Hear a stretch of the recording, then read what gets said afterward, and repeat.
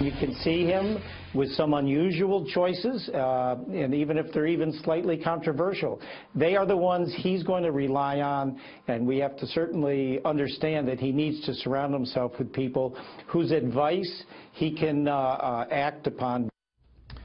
That's our early Trump supporter, Congressman Chris Collins of New York, on the latest picks right now, one of whom, Deputy National Security Advisor, you know very well. Here she is.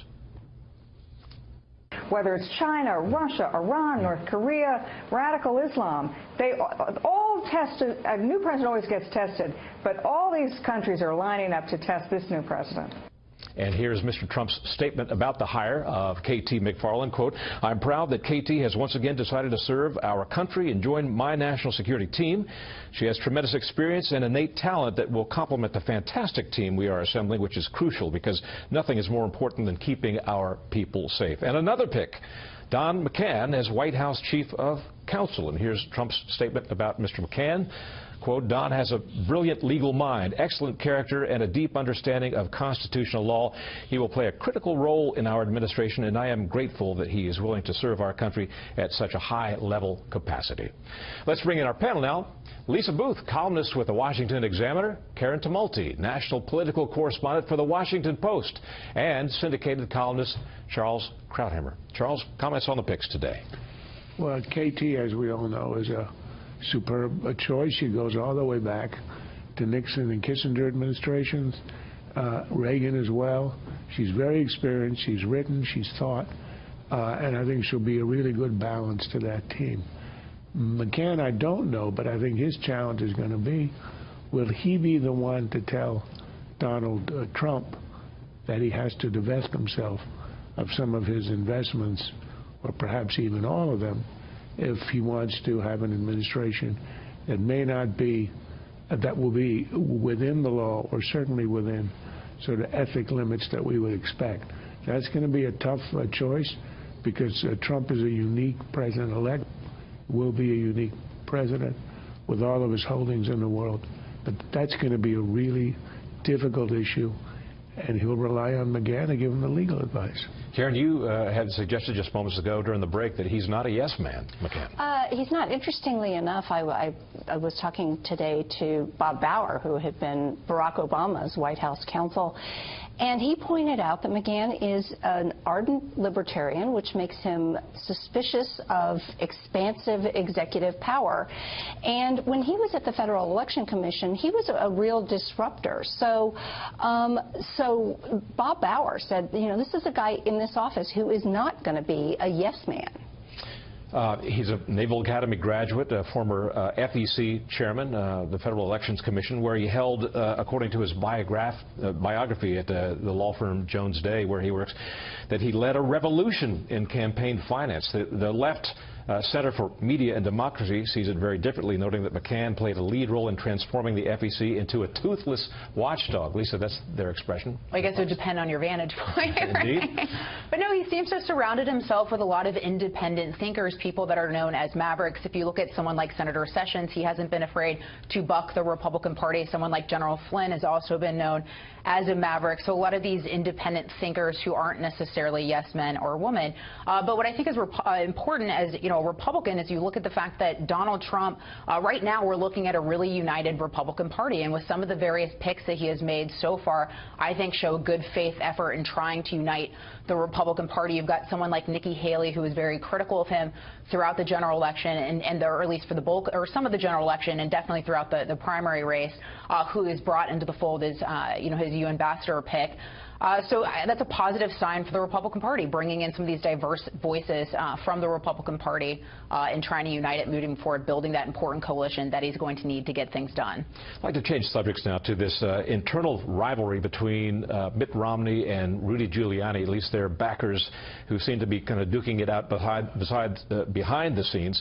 What do you make of this, Charles? I'm hearing some speculation that Romney may not be the top choice now, that Giuliani is rising to the surface and they're looking for this apology from Romney. Is that true? What do you make of it?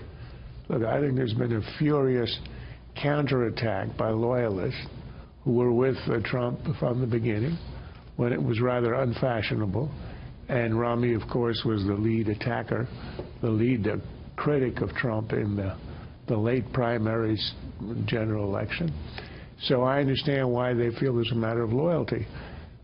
You know, Trump's going to have to choose. If it's loyalty, he's not going to choose Mitt Romney. If it's choosing who would be the best man for the job, I think probably if you had an independent panel, they might, you know, marginally prefer a Mitt Romney, simply because he has less baggage than Giuliani.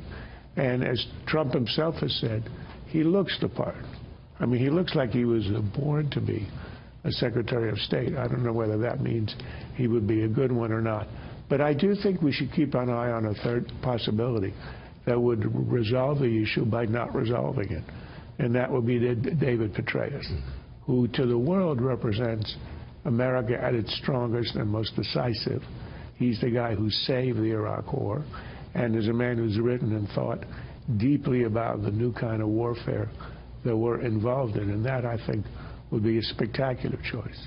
Karen, this loyalty question is really rising to the surface now. I had a former Bush administration senior advisor tell me about a rivalry within the State Department during the Bush years, and there were two distinct camps there. The rivalry was so intense there that one camp would send out leaks to the media trying to block information from the other camp.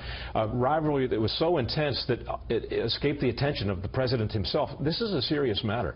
Well, but the question would be, were Mitt Romney to get the job, whether he would then staff the State Department bureaucracy with people who were loyal to him, or whether the White House would want to have their own people in these jobs.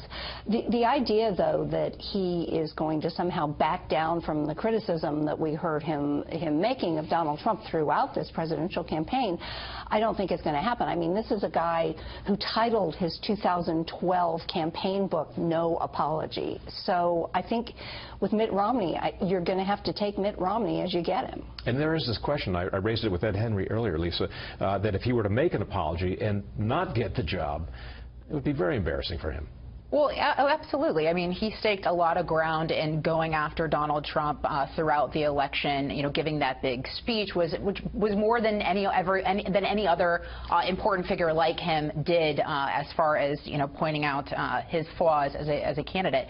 But again, it's back to the coalition building in my perspective. And so I think if you tap someone like Governor Mitt Romney, you know, that helps heal the Republican Party, helps build that coalition. Because if you look at the Senate, Republicans are probably going to end up with 52 Republicans in the Senate. Donald Trump doesn't have, you know, big margins there, so he's going to need to bring the party together. And I really think we've seen him take good faith efforts to try to unite the party, whether it's giving the nod to Paul Ryan to run again as Speaker of the House, or tapping some of these different individuals, even someone, as I mentioned before, like Nikki Haley, who's been critical, or Governor Mitt Romney, who has definitely been probably his biggest critic. I think that would go a long way in uniting the party. And Charles, lastly, one observer noted to me that Donald Trump has this way of, you know, throwing the shiny object over here, the media will go running over there, and then he might surprise you with an entirely different pick. John Bolton, for example, comes to mind. Right, although he came to the fore early, he's faded. He was also furiously attacked, not because he was anti-Trump, but because he's a so-called neocon, a word that is thrown around Washington without any meaning, but has baggage from the decisions made in the Bush years. But I think the one person who might come out of the cold, or might come out as a shiny surprise, would be Petraeus.